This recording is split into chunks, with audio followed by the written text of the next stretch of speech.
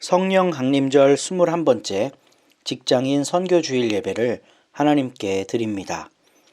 이 땅에서 노동하며 살아가는 모든 사람들을 축복합시다. 삶의 무게로 인해 힘겨워하는 모든 이들을 위해 중보합시다. 그리고 예수 그리스도께서 그 모든 삶을 위해 피 흘리시고 산 제물이 되셨음을 선포합시다. 오직 예수님을 의지하여 성서 가운데로 나아가는 오늘 예배 시간이 되기를 소망하며 침묵으로 기도합니다.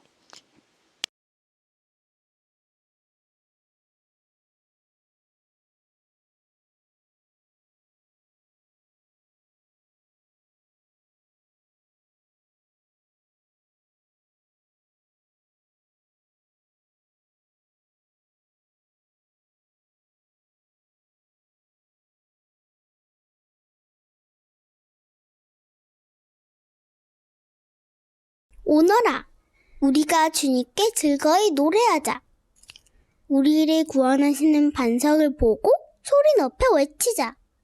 찬송을 부르며 그의 앞으로 나아가서 노래가락에 맞추어 그분께 즐겁게 소리 높여 외치자. 주님은 크신 하나님이시오 모든 신들 위에 뛰어나신 왕이시다. 아멘.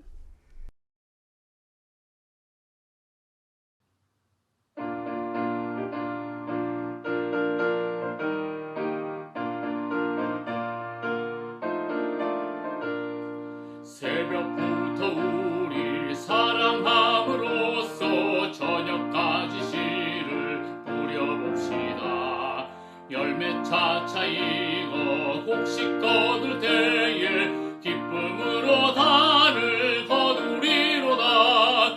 거두리로다. 거두리로다. 기쁨으로 단을 거두리로다. 거두리로다. 거두리로다. 기쁨으로 단을 거두리로다.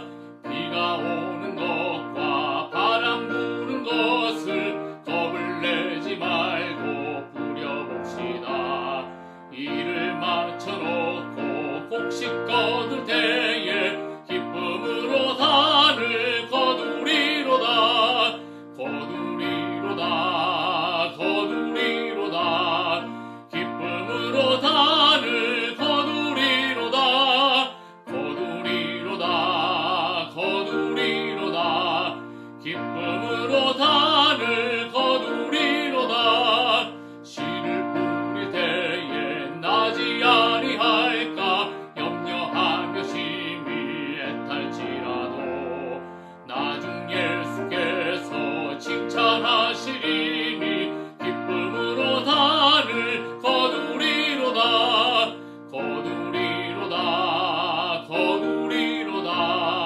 기쁨으로 단을 거두리로다.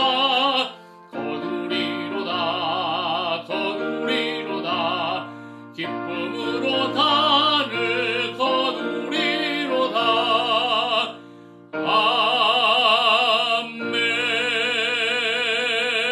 아멘. 우리는 세상을 창조하신 전능하신 하나님을 믿습니다. 그분의 아들이신 예수 그리스도는 아버지의 뜻을 받들어 창조 세계의 보전과 회복을 위해 이 땅에 오셨고 사셨습니다. 결국 세상의 반대에 부딪혀 십자가에서 죽으셨지만 그분이 옳았음을 인정하는 사람들 속에서 부활하심을 믿습니다. 또한 우리가 예수께서 가신 길을 따라갈 수 있도록 빛을 비추어 주시는 분이 성령이심을 믿습니다. 이 믿음을 공유하는 공동체 안에 사랑의 친교가 일어날 것이며 서로의 허물을 덮어주고 유혹을 이겨내며 악한 것들과 싸움으로 세상을 돌보게 될 것을 믿습니다. 그리고 마침내 부활하신 주님과 연합하게 될 것을 믿습니다. 아멘. 자비로우신 하나님 아버지, 진실한 마음으로 주님을 따르지 않았던 저희들의 생활에는 공허함이 가득했습니다. 세상의 지식은 있으나 하나님을 섬기는 참된 지혜는 없었고 육체의 자유는 있었으나 방종하기 바빴고 물질은 있었으나 참된 만족과 나눔은 없었습니다. 믿음은 있다고 했으나 행함은 없었고 요구는 있었으나 참된 기도는 없었고 나의 아픔과 고통은 있었으나 다른 이의 아픔에는 공감하지 못하는 메마른 삶을 살았습니다. 주님, 우리의 어리석음을 용서하여 주옵소서. 다시 한번 주님의 사랑과 은혜로 우리의 영혼을 적셔 주옵소서. 주님의 은혜를 사모하며 회개하는 우리 모두에게 참된 지혜와 신앙의 열매를 허락하옵소서. 죄사함을 내려 주옵소서. 예수님의 이름으로 고백기도 드립니다. 아멘. 그러나 악인이라도 자기가 저지른 모든 죄악에서 떠나 돌이켜서 나의 윤례를 다 지키고 법과 의를 실천하면 그는 반드시 살고 죽지 않을 것이다. 그가 지은 모든 죄악을 내가 다시는 더 기억하지 않을 것이다. 그는 자신이 지킨 의 때문에 살 것이다. 아멘! 오늘 나눌 하나님 말씀은 신약성경 히브리서 10장 19절부터 39절입니다. 봉독은 32에서 39절까지 하겠습니다. 여러분은 빛을 받은 뒤에 고난의 싸움을 많이 견디어낸 그 처음 시절을 되새기십시오. 여러분은 때로는 모욕과 환난을 당하여 구경거리가 되기도 하고 그런 처지에 놓인 사람들의 친구가 되기도 하였습니다. 여러분은 감옥에 갇힌 사람들과 고통을 함께 나누었고 또한 자기 소유를 빼앗기는 일이 있어도 그보다 더 좋고 더 영구한 재산이 있다는 것을 알고서 그런 일을 기쁘게 당하였습니다. 그러므로 여러분의 확신을 버리지 마십시오. 그 확신에는 큰 상이 붙어 있습니다. 여러분이 하나님의 뜻을 행하고서 그 약속해 주신 것을 받으려면 인내가 필요합니다. 이제 아주 조금만 있으면 오실 분이 오실 것이요 지체하지 않으실 것이다. 나의 의인은 믿음으로 살 것이다. 그가 뒤로 물러서면 내 마음이 그를 기뻐하지 않을 것이다. 우리는 뒤로 물러나서 멸망할 사람들이 아니라 믿음을 가져 생명을 얻을 사람들입니다. 아멘. 성령 강림 주일 주간을 우리는 계속해서 보내고 있습니다. 그리고 이번 주는 직장인 선교 주일로 우리 총회에서 지킵니다. 우리나라에는 정말 많은 직장인들이 있습니다. 물론 OECD 회원국 중에서 자영업자 비율이 높습니다. 그 자영업자들도 직장인이라고 생각한다면 거의 대부분의 생산 활동을 하는 사람들이 직장인들이라고 할 수 있습니다. 1차 산업을 바탕으로 이 한반도에 5,000년 전부터 자리 잡았던 우리 민족이 지금은 1차 산업들은 거의 잘 되지 않고 몇몇 사람들에게 의해서만 하게 되어 있고 대부분 2차, 3차, 4차 산업에 종사하고 있기 때문에 그렇습니다. 그래서 이러한 세상을 빗대서 만들어내는 영화, 소설 이런 것들이 참 많이 있습니다. 최근에 아주 화제가 됐던 것이 오징어 게임이라는 거죠. 이 세상을 살다가 실패한 사람들, 그래서 잔뜩 빚을 지게 된 사람들이 한 무인도에 모여서 서로 죽고 죽이는 게임을 하면서 456억이라는 상금을 타기 위해 목숨을 내놓는 일을 그린 드라마입니다.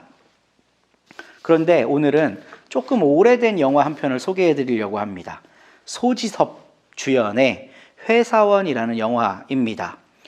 이 소지섭이라는 사람이 평범한 삶을 꿈꾼 순간 모두의 공적이 되는 그런 스토리를 그린 영화입니다. 참 이상하죠? 평범한 삶을 사는 게 보통 사람들의 삶인데 평범한 삶을 꿈꾼 순간에 모두의 공적이 되었다. 뭔가 이게 역설적인 일이라고 할 수 있습니다. 소지섭이 다니는 회사는 겉보기에는 금속 제조 회사입니다. 그런데 실제로는 청부살인 업체였어요. 이제 정치인들이나 고위급 인사들이나 혹은 경제인들이 돈을 주고 누구를 죽여달라고 하면 그 일을 하는 업체였던 겁니다. 그러니까 이게 굉장히 특별한 일이죠. 소지섭은 그 안에서 날마다 조직의 목적을 이루기 위해 애를 씁니다. 이 사람이 열심히 일하면 일할수록 누군가는 생명을 잃게 되는 거겠죠. 청부살인 업체니까요. 그런데 이게 사실 끔찍한 영화라서 그렇지 오늘날 우리들이 살아가는 삶을 굉장히 잘 반영했다고 볼 수 있습니다. 신자유주의 경제체제 속에서 더 많이 갖는 사람이 승자가 되니 남보다 더 갖기 위해 안간힘을 쓰는 것, 그 일을 위해서는 사소한 윤리적인 결점들이 간과되거나 무시되는 현상이 오늘날 비일비재합니다. 근데 소지섭이 열심히 일하면 일할수록 그 회사는 부유해지고 소지섭도 월급을 따박따박 받겠죠. 그런데 다른 누군가는 죽어나가야 되는 그 회사, 그 일, 이게 오늘날 우리 사회를 잘 반영하고 있다는 겁니다. 내가 잘 되면 잘 될수록 우리 공동체가 더 많은 재화를 누리면 누리게 될수록 반대로 다른 사람들 중 누군가는 그것을 잃고 빼앗기고 삶의 터전까지도 상실하게 되는 그런 일들이 발생한다는 겁니다. 무한 경쟁, 자유라고 하는 이 기치 아래에 경제가 딱 개입하고 나니까요. 이 신자유주의 경제 체제 속에서 사람들이 그렇게 살기도 하고 그렇게 죽기도 합니다. 모두가 다 특별한 삶을 살고 있는 거예요. 그런데 평범한 삶을 꿈꾸면 남들의 공적이 된다는 겁니다. 이 평범한 삶이라는 게 뭘까요? 이 영화가 말하는 평범한 삶, 이 영화에서는 소지섭이 어릴 때 좋아하던 여자 가수가 있었어요. 근데 한참 이 살인 행위를 하다가 우연히 그 여자를 다시 만나게 됩니다. 근데 그 여자가 삶에 찌들어갖고 가수였던 자기의 과거를 다 버리고 그냥 애엄마로 살아가고 있는 거예요. 근데 소지섭은 그게 좋아 보였던 거예요. 그냥 애들하고 같이 저녁이면 어느 식당 가서 밥을 먹고 주말이면 놀이동산도 가고 자식 둘이 티격태격 싸우고 욕도 하고 그냥 이러는 삶. 소지섭은 그 삶을 굉장히 동경하게 됩니다. 일반적인 삶이라는 건 그냥 그런 삶인 거예요. 그 삶을 꿈꾸자마자 특별한 일을 하는 다른 사람들이 소지섭을 공공의 적으로 삼았다. 저는 이 영화를 그렇게 보았고 그렇게 읽었습니다. 오늘날 우리들도요. 다들 특별한 삶 가운데로 내던져져 있어요. 그런데 누군가가 평범한 삶, 그냥 소박한 삶을 산다고 한다면 주위에서 손가락질을 하는 겁니다. 아유, 바보같이 사는구만, 이렇게. 그런데 그 손가락질을 당했던 사람들에 대한 이야기가 오늘 성경 말씀에 소개되고 있습니다. 히브리서는요, 제가 히브리서 처음 시작할 때 몇 주간 여러분들하고 같이 나누었었는데요. 유대인들을 위해 쓴 성경이에요. 유대 기독교인들. 그러니까 유대 전통에 능통한 사람이 썼을 가능성이 매우 높고 그런 전통이 익숙한 사람들이 읽었을 가능성이 매우 높은 성경이다. 이렇게 우리가 말씀을 나눴었습니다. 그러면 이 유대인들은 누굴까요? 예수를 그리스도로 받아들인 사람들이었겠죠. 근데 이 유대인들이 예수를 그리스도로 받아들였다는 거는요, 자기 동족과의 끊어짐을 의미했어요. 왜냐하면 예수를 누가 죽였죠? 유대교인이 죽였어요. 유대교가 죽였어요. 그런데 유대인이 그 예수를 믿는다. 그럼 자기 민족을 부정하는 게 되는 거잖아요. 그래서 일단 1차적으로 유대인이 예수를 믿었다 하는 말은 유대 민족 사이에서 좀 따돌림 당하게 되었다라는 말과 같은 말이라고 할 수가 있습니다. 그 어려운 상황 속에서 이게 사회적으로 왕따를 당하거나 다른 사람들로부터 소외를 당하잖아요. 그럼 굉장히 살기가 힘들거든요. 이 사람들은 예수를 통해서 그냥 평범한 삶을 살고 싶었는데 특별한 삶을 살고 있는 이 유대교인들이 이 사람들이 잘못됐다고 얘기하는 거예요. 너 그렇게 살지 말아라 라고 얘기하는 거예요. 뭐 경제적인 어려움 이런 것들도 다 동시에 수반돼서 따라왔겠죠. 굉장히 힘든 삶을 살았을 것입니다. 근데 그 힘든 삶을 산 사람들이 그럼에도 불구하고 예수를 붙잡고 나아갈 수밖에 없었던 이유가 19절부터 25절까지에 나옵니다. 예수님의 피를 힘입어서만 하나님께 나아갈 길이 열렸음을 선포하고 있고, 이것을 믿는 사람들은 예수를 포기할 수 없었기 때문이에요. 우리 19절, 20절 말씀 같이 읽어보겠습니다. 그러므로 형제자매 여러분, 우리는 예수의 피를 힘입어서 담대하게 지성소에 들어가게 되었습니다. 예수께서는 휘장을 뚫고 우리에게 새로운 살 길을 열어주셨습니다. 아멘. 특별한 삶을 살아가던, 그러니까 유대교가 가르치는, 그리고 유대교가 추구하는 그 질서를 따라 살아가는 이 사람들이 살 길을 잃어버린 거예요. 그런데 예수께서 그 모든 법들이 무효라고 선언하심으로써 이 사람들에게 살 길이 생긴 겁니다. 그렇기 때문에 이제는 예수 그리스도의 희생, 그분의 피를 힘입어서 담대하게 하늘에 있는 지성소에 나갈 수 있다. 우리 6장부터 9장까지 계속해서 반복해서 살펴봤던 말씀입니다. 아비규환의 삶 속에서 예수 그리스도의 제사는 여전히 유효함을 선포하고 있습니다. 오늘날도 마찬가지입니다. 직장인들이 대부분인 오늘날 경제 시스템, 그리고 그뿐만 아니라 모든 생업에 종사하는 사람들, 그리고 나아가서 살아있는 사람들이라면 누구나 귀 기울여야 할 복음의 말씀이 바로 이 말씀이라는 거예요. 예수의 피를 힘입어서만 우리가 하늘 성소에 닿을 수 있고, 그럴 때 그 휘장을 뚫고 나아갈 때 우리에게 살 길이 열린다. 경제 제일주의 시대에 사람의 목숨값보다 돈이 더 우선하고 있잖아요. 사람이 살 수 없는 사회 환경이에요. 사실은 오늘날 우리들의 삶의 이 환경이라는 게. 그럼에도 불구하고, 이렇게 어려운 시대임에도 불구하고 우리가 살 길은 오직 하나밖에 없다는 것입니다. 돈을 더 많이 벌어야 살 거라고 말하는 이 세상, 그런데 그리스도인들은 그렇지가 않아요. 예수 피를 힘입어야만 우리가 성소 가운데로 나아갈 수 있고, 그 휘장을 찢고 나아갈 때 우리에게 살 길이 열린다. 이걸 믿는 사람이 그리스도인이라는 겁니다. 저는 오늘 함께 예배드리는 여러분 모두가 이 믿음 안에 든든히 설 수 있었으면 좋겠어요. 다른 그 어떤 것하고 바꿀 수가 없습니다. 이건 타협할 수가 없는 거예요. 이거를 포기하면 그리스도인이 아닌 겁니다. 아무리 이 세상이 어렵고 각박하고 죽임의 문화가 가득한 세상이라고 해도요, 돈이 사람의 목숨보다 더 위에 있는 그런 세상이라고 해도요, 우리에겐 소망이 단 하나밖에 없는 거예요. 예수 그리스도의 피값으로 우리의 생명을 샀고, 예수께서 성소를 넘어 지성소에 가셨으니 우리도 따라가는 것이고, 예수께서 휘장을 찢어서 우리들이 그곳에 자유롭게 왕래할 수 있도록 해주신 그것이 바로 우리가 살 길이다라는 겁니다. 하나님께로 나아갈 수 있는 그 길이 열렸다. 이게 예수 믿는 사람이 꼭 붙들어야 할 복음의 진리입니다. 유대인 기독교인들은 유대교가 지배하는 세상 속에서 그 지배에 순응하고 그냥 좋은 게 좋은 거지 하고 살아가지 않고요, 이 진리를 붙잡고 나아갔어요. 그런데요, 100% 모든 사람들이 다 그 진리만을 붙잡고 나아갈 수 있었을까? 그렇지가 않습니다. 박해가 시작되니까 마음이 싱숭생숭해지죠.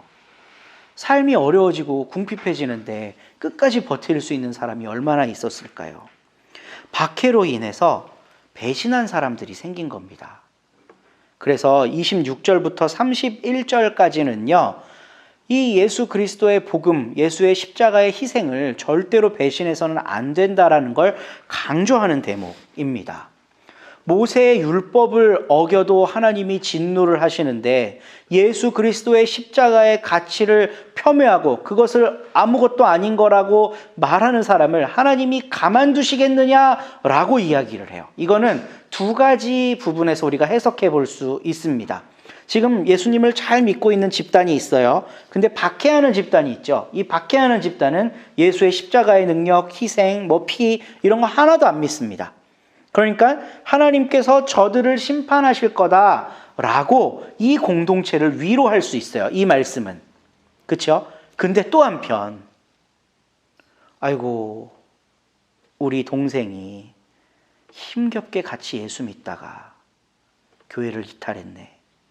그냥 로마 종교로 빠져버렸네. 다시 유대교로 회귀해버렸네. 이런 그리스도인 가정들이 있었다는 겁니다.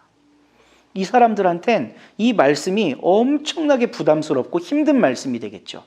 아이고 우리 동생, 아이고 우리 가족 중에 누구 용서받지 못하면 어떡하나.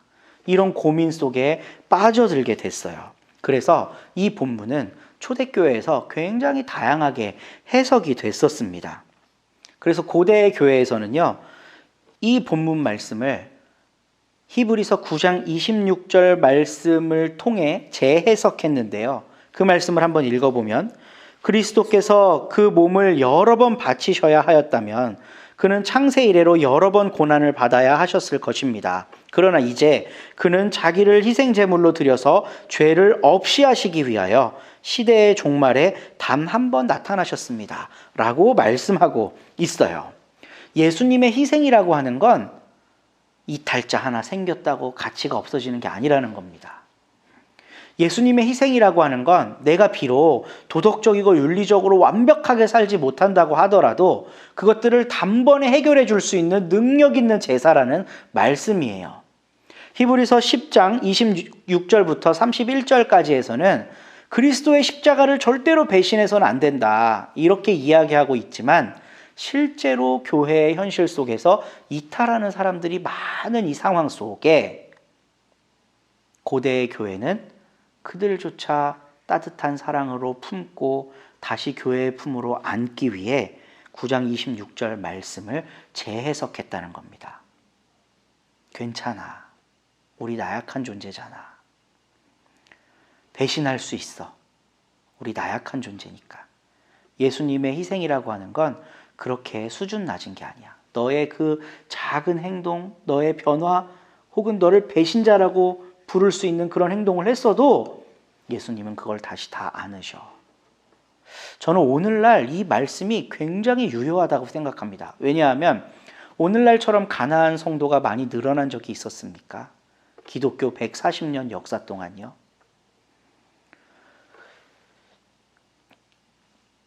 일상적인 무신론자들, 그리고 과학주의 무신론자들, 이런 사람들이 계속해서 증가하고 있어요. 성경과 과학이 부딪히죠. 그리고 우리가 일상 속에서 하나님을 경험할 수 없는 것 같은 현실들이 너무 많이 발생해요. 코로나19 같은 것입니다. 죄 없는 사람들이 죽어나가잖아요. 힘 있고 권력 있는 사람들은 각종 과학기술을 이용해서 자기 몸을 잘 보호하는데 힘없고 연약하고 아무 죄도 없는 사람들은 무방비로 코로나에 노출돼서 죽잖아요.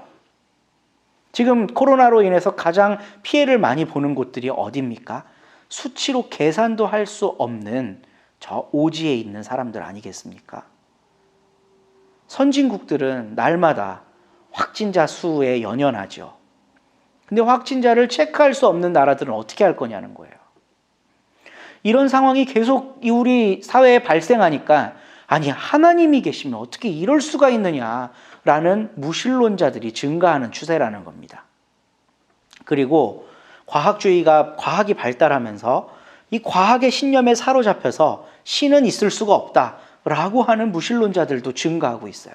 이게 교회에 직접적인 타격을 주고요. 지금 점점 가난한 성도들이 많아진다니까요. 가난한 성도는 두 부류로 나뉩니다. 정말 신앙이 있지만 어쩔 수 없는 상황 속에서 교회를 지금 떠나 있는 사람.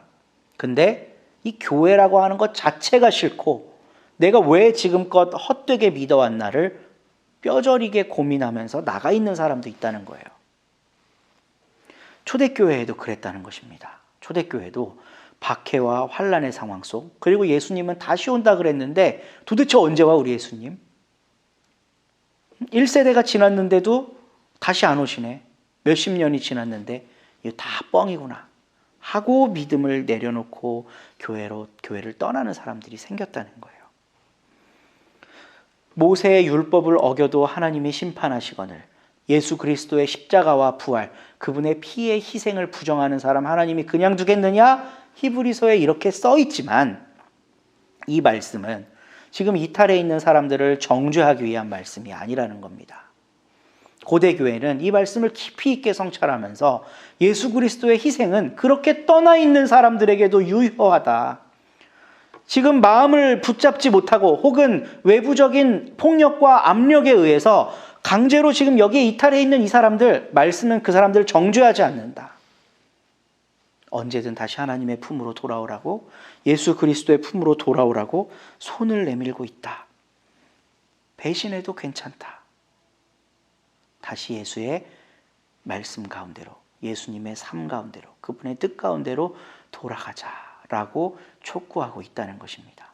저는 오늘날에도요, 이 가나안 성도들, 이 일상적인 무신론에 푹 젖어 있는 분들, 혹은 과학주의적 무신론자들, 이런 분들께 이 말씀이 굉장히 필요하고 언제든지 돌아오십시오. 예수님은 당신을 기다리고 계십니다. 이 메시지가 필요하다고 믿습니다. 그리고 초대교회에서 유대인으로 살아가는 게 참 힘들었을 거라고 서두에 이야기를 나누었습니다. 이들은 삼중고를 겪어야 했어요. 먼저는 동족인 유대교인들로부터 핍박을 당해야 했습니다. 그리고 또 하나는 로마 사회였는데, 로마 사회에서 요때 당시에 기독교인으로 산다는 것 자체가 반역행위였어요. 예수님이 십자가에 달려 죽으셨잖아요. 반역자가 처형당한 겁니다. 지금 로마 입장에서 봤을 땐. 반역자를 믿는다? 그럼 그들 다 반역자인 거죠. 그리고 로마 같은 경우는 이제 로마의 여러 신들을 자유롭게 섬기게 할 수 있었는데, 거기에 플러스 황제를 숭배해야만 했습니다. 근데 유대교도 그렇고 기독교도 그렇고 황제를 숭배할 수 없는 종교잖아요. 근데 유대교는 여러 가지 타협점들을 찾아서 로마와 함께 이렇게 짝짝꿍을 좀 맞췄던 시기가 있어요. 근데 기독교는 초창기부터 로마와 종교적으로 많이 부딪혔습니다. 그렇기 때문에 이 기독교인으로 살아간다는 것은 여러 가지 고통을 감내하면서 살아가야 함을 의미했습니다. 이런 상황 속에 기독교인들은 어떻게 해야 됐을까? 그 다음 말씀이 32절부터 39절까지인데요. 최근에 풀 소유로 논란이 되었던 우리 혜민 스님이 2012년도에, 회사원도 2012년도였는데 이 책도 2012년도네요. 멈추면 비로소 보이는 것들이라는 책을 썼습니다. 이제 이 책 때문에 여러 가지 패러디들이 나왔어요. 혜민이 워낙 잘 사니까 멈추면 비로소 보이는 남산, 뭐 이런 패러디 하는 글들도 나왔었는데요. 그 책에 보면요, 이회수와 대담한 내용이 써 있습니다. 혜민은 이회수에게 요즘 힘들게 살아가고 있는 젊은이들에게 한 말씀 부탁드립니다 라고 물었고, 이회수는 아주 짧게 대답을 했어요. 존버 정신을 잃지 않으면 됩니다. 이 존버가 뭘까요? 좀 속된 말이지만요, 존나 버티는 정신입니다. 버텨야지 뭐 어쩌겠어, 이거예요. 이미 2012년도에 했던 말이고, 이 강렬한 어감 때문에 여러 짤들이 만들어졌고, 이때 사회를 잘 이해할 수 있는 그런 단어라고 생각을 합니다. 근데 최근에는 잘 사용하지 않아요. 다들 버티고 살고 있기 때문에 그런 것 같습니다. 32절에서 39절까지의 말씀도요, 이 환난의 시기 우리 어떻게 지나가야 합니까? 라고 묻는 성도들에게 히브리서 기자는 우리 같이 버텨봅시다 라고 이야기를 하고 있습니다. 말씀을 한번 볼까요? 여러분은 빛을 받은 뒤에 고난의 싸움을 많이 견디어낸 그 처음 시절을 되새기십시오. 처음 딱 예수를 믿자마자 당했던 그 고난의 시기, 이때를 한번 떠올려 보십시오.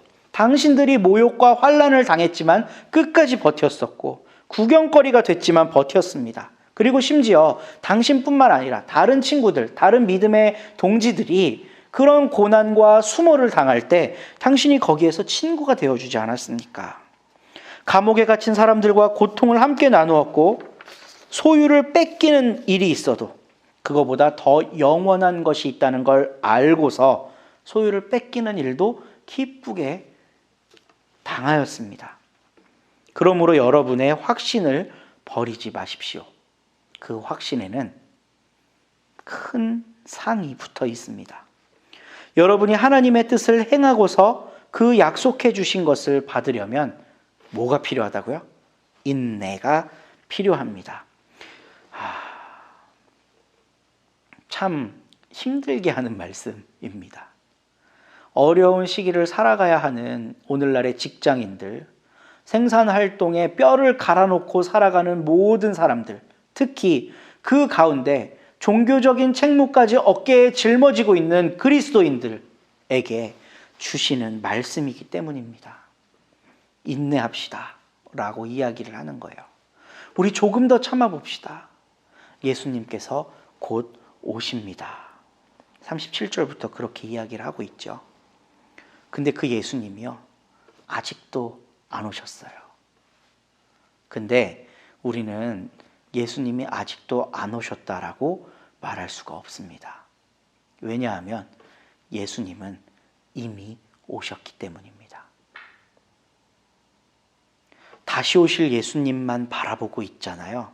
그러면 버틸 힘이 없어요. 지금 2000년 동안 안 왔는데 누가 믿겠습니까, 이걸? 근데 이미 오신 예수님이 지금 나와 함께 하고 있다는 이 믿음이 우리 가운데 있을 때 우리가 함께 인내할 수 있지 않을까 싶습니다. 엔도 슈사쿠의 소설 침묵을 보면요, 처음 일본에 선교를 하러 갔던 유럽의 선교사들이 이제 고통을 당해요. 고난을 당해요. 핍박을 받습니다. 일본 정부로부터. 근데 일본 정부가 예수님 얼굴 쫙 깔아놓고 이거 밟고 지나가고 예수 안 믿는다고 하면 살려줄게, 이렇게 얘기하는 거예요. 근데 신부들이 그걸 못 밟고 지나가죠.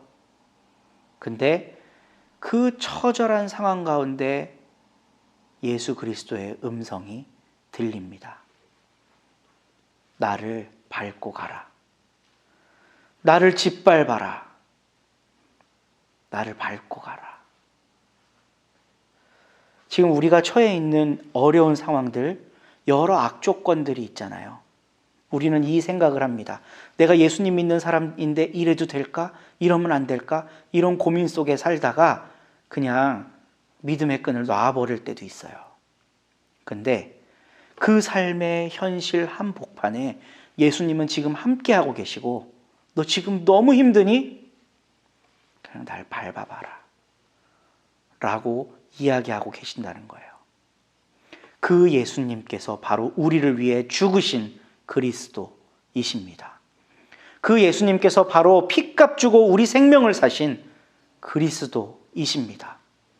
그 예수님께서 바로 성소와 지성소를 가로막고 있는 휘장을 찢고 우리를 그 가운데로 나아갈 수 있게 해주신, 우리에게 참된 자유를 주신 그리스도이십니다.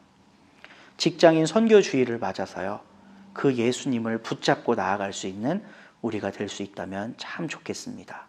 어려운 상황 속에 우리와 함께 하시는 예수님, 나를 밟고 가거라 라고까지 말씀하시며 우리가 한 걸음 더 하늘나라로 가까이 가기를 원하시는 그 예수님을 여러분 꼭 붙잡고 믿음으로 승리하시기를 소망합니다. 우리 함께 이 말씀 따라 사는 동안 찬양하겠습니다. 이 말씀 따라 사는 동안 지치지 않게 하시고, 이 말씀 따라 사는 동안 주님 나라 이루소서. 이 말씀 따라 사는 동안 지치지 않게 하시고, 이 말씀 따라 사는 동안 주님 나라 이루소서. 하나님, 믿음을 지키며 살아가기가 참으로 힘든 세상입니다. 돈 때문에 사랑도 가족도 저버리는 세상, 남들보다 한 걸음 더 나아가기 위해 남의 머리를 짓밟는 세상, 예수 믿으며 정직하게 살면 손해만 볼 것 같은 세상, 이런 세상 속을 살아가는 모든 자매 형제들에게 예수 그리스도께서 여전히 우리 곁에 계시며 그분의 희생과 부활은 여전히 소망이 되며, 힘든 상황 가운데서도 하나님의 약속을 믿으며 끝까지 견디는 사람에게는 반드시 천국이 주어질 것이라는 믿음을 허락해 주시옵소서. 예수님의 이름으로 기도합니다. 아멘.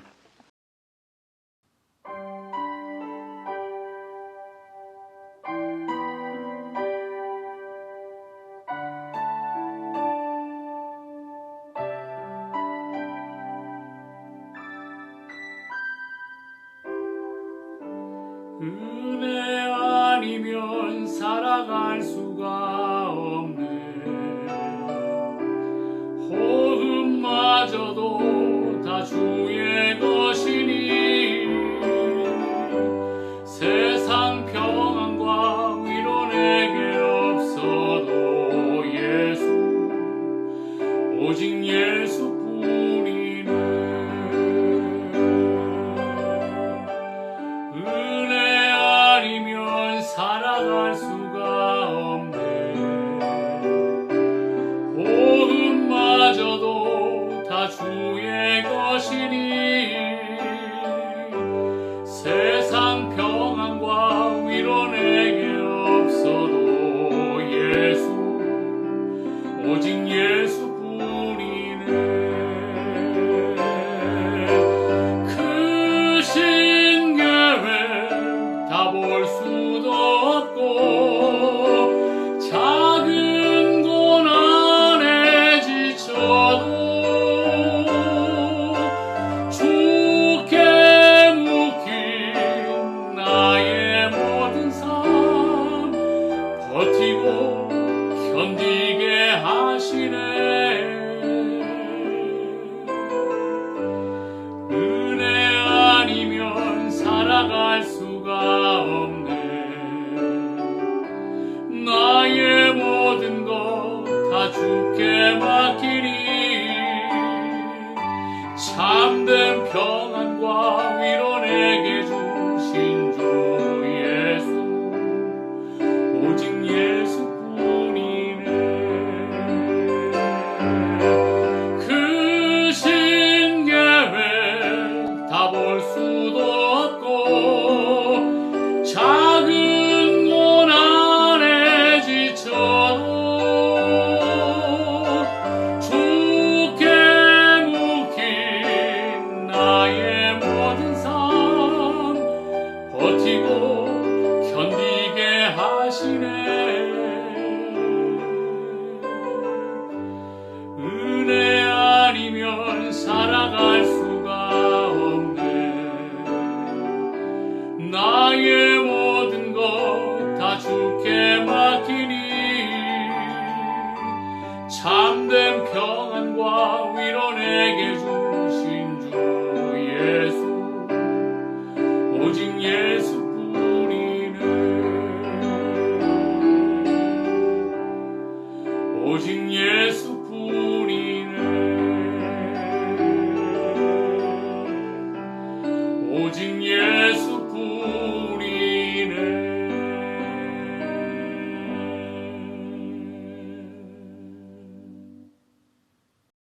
하나님, 우리 가진 것 중에 작은 것을 구별해서 하나님께 드립니다. 예물 기쁘게 받아주시고 하나님 원하시는 곳에 사용해 주시옵소서. 드린 손길에 복의 복을 더하셔서 나누고 섬김이 참된 복을 누리며 사는 비결이라는 걸 깨닫고 살아갈 수 있도록 인도해 주시옵소서. 감사드리며 예수님의 이름으로 기도드리옵고, 이제는 예수님의 은혜와 하나님의 사랑과 성령의 사이좋게 지내게 하심이 그리스도인은 예수께서 우리를 위해 죽으셨음을, 희생당하셨음을, 핏값 주고 우리의 생명을 사셨음을 잊지 않는 존재임을 명심하며 살아가기로 다짐하는 모든 예배자들 가운데, 그들의 삶과 가정과 일터 가운데 지금부터 영원까지 함께 하시기를 축원합니다. 아멘. 예배를 마쳤습니다. 서로교회 온라인 예배에 참여하신 여러분 모두를 주님의 이름으로 환영하고 축복합니다. 오늘은 이은서, 이은재 어린이가 말씀을 낭독했습니다. 지난주에 잠깐 언급해 드린 대로 서로교회도 대면 예배를 준비하고 있습니다. 이제 11월부터는 위드 코로나 시대가 열리게 될 거라고 많이들 전망하고 있는데, 이제 서로교회도 대면 예배를 향한 준비를 늦출 수가 없게 되었습니다. 그래서 이번 대림절부터 대면 예배를 드리려고 합니다. 한 달 반 정도 시간이 남았는데요. 그 시간 동안 다시 개척하는 첫 마음으로 돌아가서 열심을 다해 준비하고 대면에서 함께 드릴 분들을 기대하며 기다리는 우리 서로교회 예배가 되게 해달라고 함께 두 손 모아주시면 감사하겠습니다. 계속해서 출간되는 책들 관심 있게 봐주시고요. 서고에 하나씩 꽂아두시면 감사하겠습니다. 그럼 한 주간도 평안하시고 다음 주에 또 온라인으로 만나겠습니다. 감사합니다.